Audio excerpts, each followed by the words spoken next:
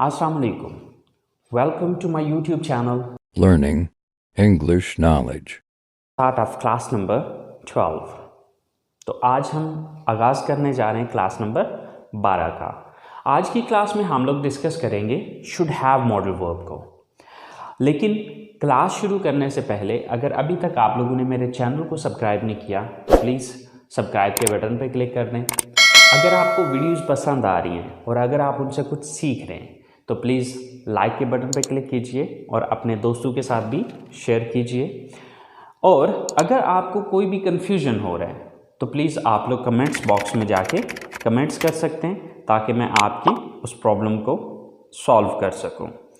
So start करते हैं आज की class. Students, should have modal verb का जो यूज़ है वो बिल्कुल वैसे ही है जिस तरह से शुड मॉडल वर्ब का यूज़ किया जाता था। फ़र्क सिर्फ इतना आएगा कि should have modal verb should का पास्ट है, यानी कि उसी मकसद के लिए ये भी यूज़ हो रहा है जिस मकसद के लिए शुड यूज़ हो रहा था। लेकिन फ़र्क सिर्फ इतना आ जाएगा कि शुड मॉडल वर्ब को हम प्रेजेंट में यूज़ कर रहे थे और शुड हैव मॉडल वर्ब को हम पास्ट में यूज़ करेंगे। तो अब अगर हम इसकी डेफिनेशन को देखते हैं तो क्या है कि should have modal verb is used to express advisability and suggestion in the past. अब अगर हम प्रेजेंट की शुड की डेफिनेशन को देखें तो वहाँ पे ये था to express advisability and suggestion in the present. सिर्फ फ़र्क आ रहा है प्रेजेंट और पास्ट का, बाकी सेम एज इट इज़ जो ये डेफिनेशन है वही शुड की डेफिनेशन थी। तो मतलब कहने का ये है कि अगर हम गुजरे हुए वक्त में किसी को नसीहत करना चाहते हैं या फिर मशवरा देना चाहते हैं तो उस मकसद के लिए हम शुड हैव मॉडल वर्ब का इस्तेमाल करेंगे। अब शुड मॉडल वर्ब में उर्दू जुमलों के आखिर में ना चाहिए, नी चाहिए, ने चाहिए वगैरह आता था, लेकिन अब शुड हैव मॉडल वर्ब में उर्दू जुमलों के आखिर में ना चाहिए था, नी चाहिए थी, ने चाहिए थे वगैरह आएगा, क्योंकि ये पास्ट की एडवाइजेबिलिटी या सजेशन है। ठीक है। अच्छा, अब अगर हम इसकी स्ट्रक्चर को देखें तो इसकी स्ट्रक्चर के अंदर एक छोटा सा चेंज आ रहा है। वो चेंज क्या आ रहा है कि शुड के अंदर हम यूज़ करते थे subject plus should plus first form of the verb plus object, लेकिन शुड हैव मॉडल वर्ब में subject plus should have plus third form. यहाँ पर वर्ब की फर्स्ट फॉर्म नहीं आएगी बल्कि वर्ब की थर्ड फॉर्म आएगी। जो यहाँ पर चेंज आ रहा है वो मेन चेंज ये आ रहा है। ठीक है। और शुड की जगह शुड हैव आ रहा है। ओके तो चले आए हम इन सेंटेंसेस को बना के ज़रा देख लेते हैं। अब जैसे कि पहले हम कहते थे कि उसे मेहनत करनी चाहिए, तो अब जब हम इसको पास्ट में लेके जाएंगे तो वो हो जाएगा उसे मेहनत करनी चाहिए थी। तो अब जब मेहनत करनी चाहिए थी आएगा तो अब ये पास्ट की एडवाइजेबिलिटी है या सजेशन है। ठीक है। तो अब उसके लिए हम इस स्ट्रक्चर को फॉलो करते हैं। सबसे पहले सब्जेक्ट उसे मेहनत करनी चाहिए थी। अब चाहे वो लड़का है चाहे वो लड़की है, तो फर्ज करें वो लड़की है, वो एक लड़की की इंग्लिश क्या होती है? She. Then should have, she should have, then third form of the verb. अब यहां पर वर्ब कौन सा है? मेहनत करना। तो मेहनत करना की इंग्लिश होती है वर्क हार्ड। अब वर्क हार्ड तो चूंकि फर्स्ट फॉर्म है तो अब यहां पर मैं फर्स्ट फॉर्म तो नहीं यूज करूंगा, तो इसके लिए मुझे वर्क की थर्ड फॉर्म यूज करनी पड़ेगी और वर्क की थर्ड फॉर्म होती है worked. She should have worked hard. She should have worked hard. उसे मेहनत करनी चाहिए थी। इसी तरह से उन्हें वक्त पर वहां पहुंचना चाहिए था। उन्हें यानी कि सब्जेक्ट कौन है? उन्हें, वो ज्यादा है। They. Then should have, then verb. Verb क्या है यहां पे? पहुंचना। पहुंचना की इंग्लिश होती है रीच या अराइव। ओके। अब रीच की जो थर्ड फॉर्म है वो है reached. They should have reached. अब कहां पहुंचने की बात हो रही है? वहां, there. They should have reached there. उन्हें वहां पहुंचना चाहिए था वक्त पर, on time. They should have reached there on time. उन्हें वक्त पर वहां पहुंचना चाहिए था। इसी तरह से उसे अपने मुस्तकबिल के बारे में सोचना चाहिए था। अब किसको सोचना चाहिए था? उसे, यानी कि वो एक लड़का भी हो सकता है, वो एक लड़की भी हो सकती है। ओके, सो फर्ज करें वो एक लड़का है, सो उसे अपने मुस्तकबिल के बारे में सोचना चाहिए था। तो वो एक लड़का है, तो वो एक लड़का की इंग्लिश होगी ही। Then should have,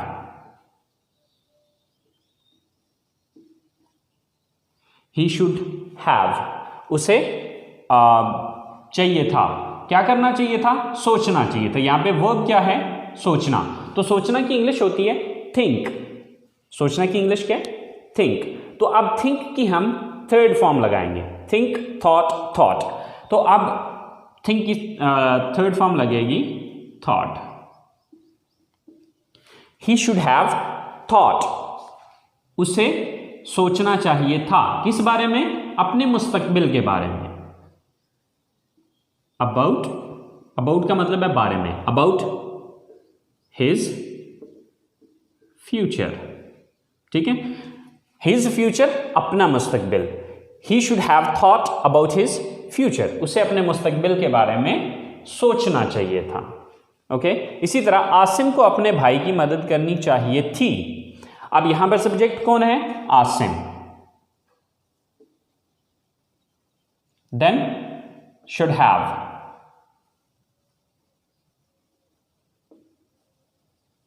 Asim should have. Verb क्या है यहां पे? मदद करना। मदद करना, हेल्प, तो इसकी थर्ड फॉर्म होगी हेल्प्ड।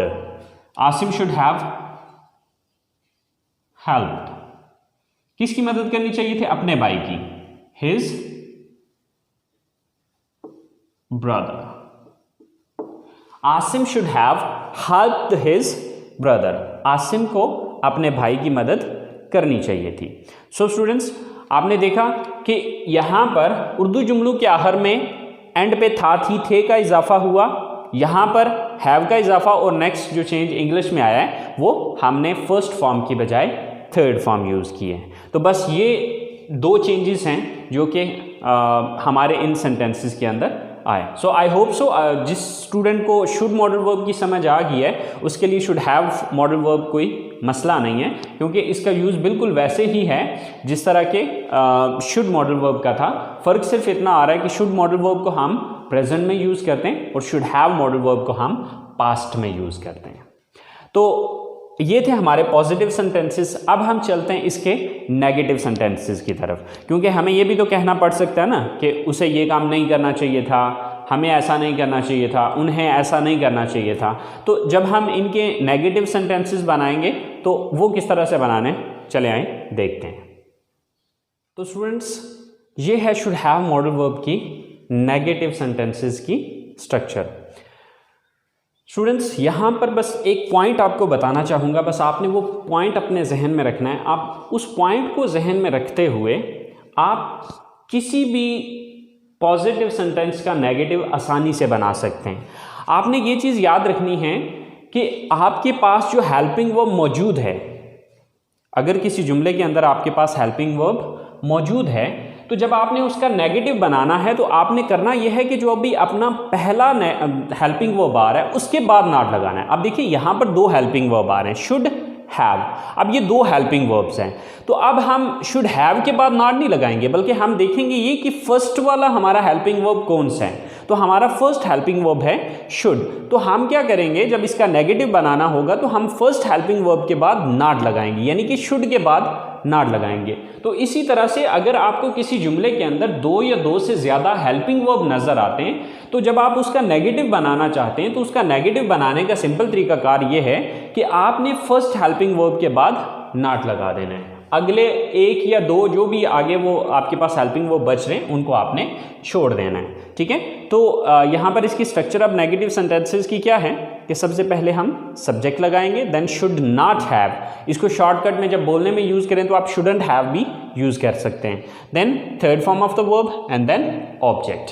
तो कुछ सेंटेंसेस हैं जो कि हमने एज एग्जाम्पल लिए, तो चले हम उनको बना के देखते हैं। सो उन्हें अपनी नौकरी नहीं छोड़नी चाहिए थी। अब किसे नहीं छोड़नी चाहिए थी? सब्जेक्ट कौन है? उन्हें। So they, then should not have, they should not have. Then verb third form. अब यहां पर वर्ब क्या है? छोड़ना. सो छोड़ना की इंग्लिश होती है लीव. छोड़ना की इंग्लिश क्या है? लीव. और इसकी थर्ड फॉर्म होगी left. They should not have left. क्या नहीं छोड़ना चाहिए था? अपनी नौकरी. Their job. They should not have left their job. उन्हें अपनी जॉब या अपनी नौकरी नहीं छोड़नी चाहिए थी. इसी तरह से साजिद को अपना पैसा जाया नहीं करना चाहिए था. सो सब्जेक्ट कौन है यहां पर? Sajid. Then should not have.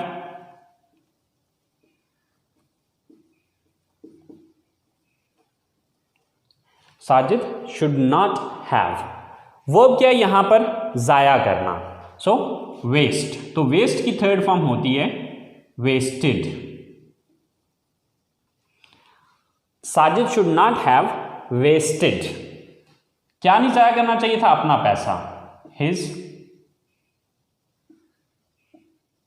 Money.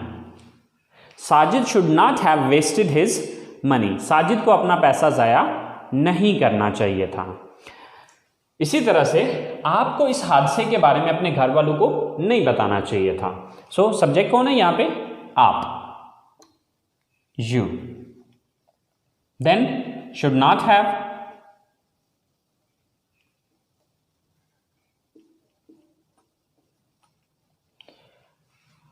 Then verb. Verb क्या है यहां पे? बताना. टेल. बताना की इंग्लिश होती है टेल, लेकिन इसकी थर्ड फॉर्म होगी told. You should not have told. किसको नहीं बताना चाहिए था? यानी कि किसको नहीं बताना चाहिए था? अपने घर वालों को. अपने घर वालों को यानी कि योर फैमिली. किस बारे में? इस हादसे के बारे में. अबाउट. अबाउट का मतलब है बारे में. अबाउट दिस इंसिडेंट कह लें या एक्सीडेंट कह लें, दोनों सूरतों में सही है.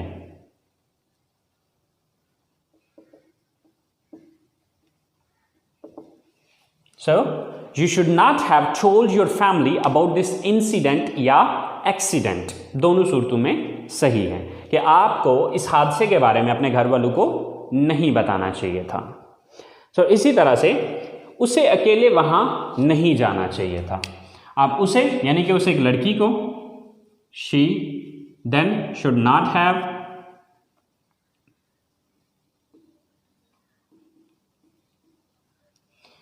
वर्ब की थर्ड फॉर्म जाना. तो जाना की इंग्लिश होती है गो, तो इसकी थर्ड फॉर्म होती है gone. She should not have gone. कहां जाना चाहिए था? वहां. तो वहां की इंग्लिश है there. She should not have gone there. अकेले alone.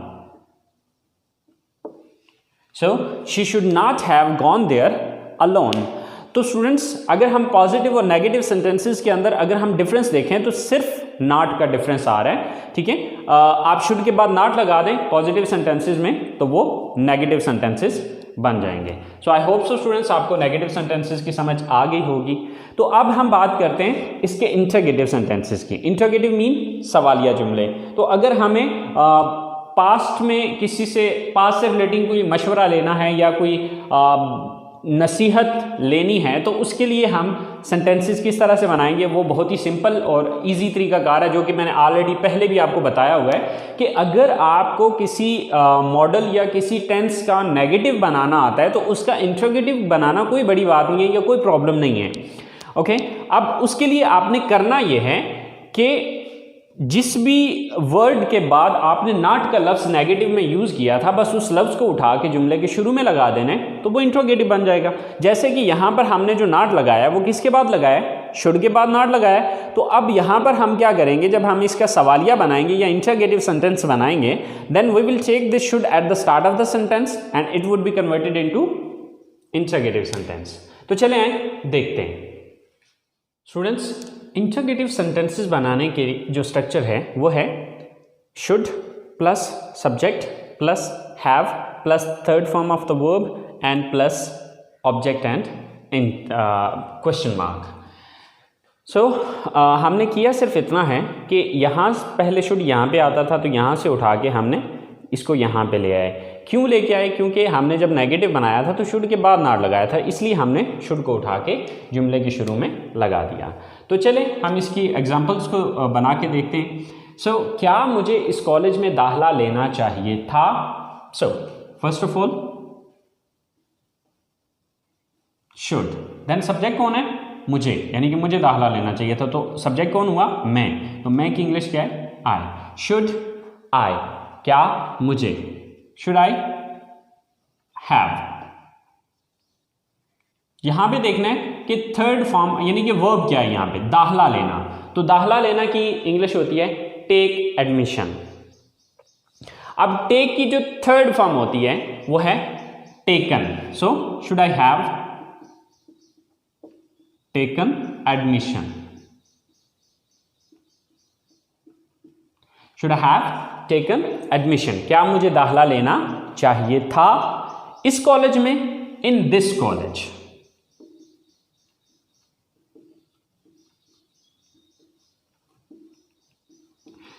Should I have taken admission in this college, क्या मुझे इस कॉलेज में दाखिला लेना चाहिए था। इसी तरह से क्या हमें उसे इस बारे में बताना चाहिए था। First of all should, then subject कौन है?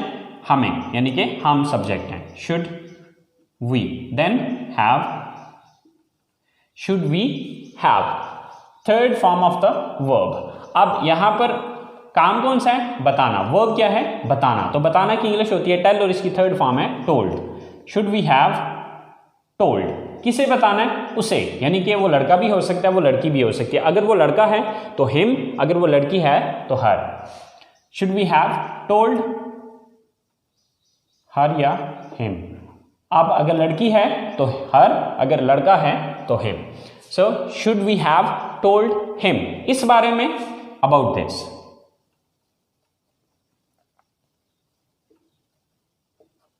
Should we have told him or her about this? क्या हमें उसे इस बारे में बताना चाहिए था। इसी तरह से क्या सोहेल को इंग्लिश सीखनी चाहिए थी? First of all should, then Sohail,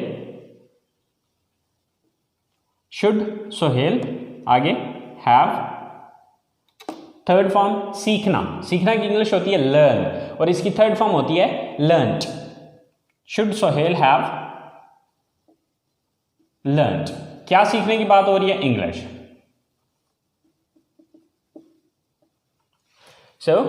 should Sohail have learned English, क्या सोहेल को इंग्लिश सीखनी चाहिए थी। लास्ट सेंटेंस है हमारे पास, क्या आपको नया कारोबार शुरू करना चाहिए था। शुड, देन सब्जेक्ट कौन है यहां पे? आप। Should you, then have, after that third form of the verb शुरू करना। काम यहां पर क्या है? वर्ब क्या है यहां पे? शुरू करना। शुरू करना की इंग्लिश होती है स्टार्ट और इसकी थर्ड फॉर्म है started. Should you have started, should you have started, क्या शुरू करने की बात हो रही है? नया कारोबार, new business. Should you have started new business, क्या आपको नया कारोबार शुरू करना चाहिए था। स्टूडेंट्स, ये सिंपल सा तरीकाकार है इसके पॉजिटिव, नेगेटिव और इंट्रोगेटिव सेंटेंसेस बनाने का। आई होप सो आपको पॉजिटिव, नेगेटिव और इंट्रोगेटिव तीनों टाइप के सेंटेंसेस की समझ आ गई होगी। अब हम ज़रा तीनों सेंटेंसेस को इकट्ठे लिख के देखते हैं कि आया कि तीनों में डिफरेंस क्या आ रहा है। तो चले आए ज़रा पहले वो देख लेते हैं, उसके बाद नेक्स्ट बात करते हैं। स्टूडेंट्स, हमारा जो पहला सेंटेंस है वो है you should have gone there, आपको वहाँ जाना चाहिए था। राइट, ये हमारा पॉजिटिव सेंटेंस है। जब हम इसी को नेगेटिव में कन्वर्ट करेंगे तो वह हमारा ये सेंटेंस बनेगा, you should not have gone there. तो अब अगर आप इन दोनों सेंटेंसेस को देखें तो इसमें आपको सिर्फ नॉट का डिफरेंस नज़र आएगा, ठीक है। बाकी सेम एज इट इज़, जिस तरह की ऊपर की स्टेटमेंट है वही स्टेटमेंट नीचे भी है, फ़र्क सिर्फ इतना आया कि शुड और हैव के दरमियान में नॉट आ गया है।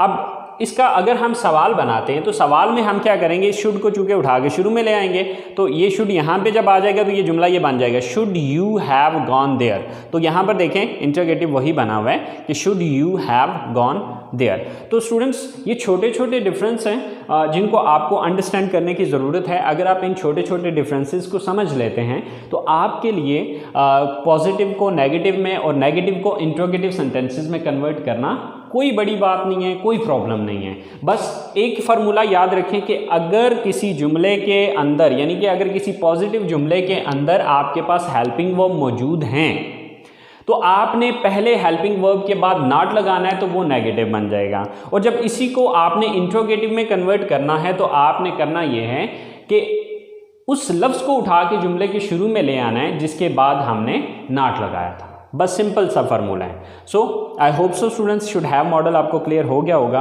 तो अपनी बात को यहीं पे आज ख़त्म करते हैं, आज की क्लास को फिनिश करते हैं। इंशाल्लाह ज़िंदगी रही तो नेक्स्ट अगली क्लास के साथ हाज़िर होंगे। लेकिन अब नेक्स्ट अगली क्लास में हम कुछ और इंट्रोगेटिव टाइप सेंटेंसेस की, यानी कि इसमें हम WH इंट्रोगेटिव सेंटेंसेस जो होते हैं उनके बारे में बात करेंगे।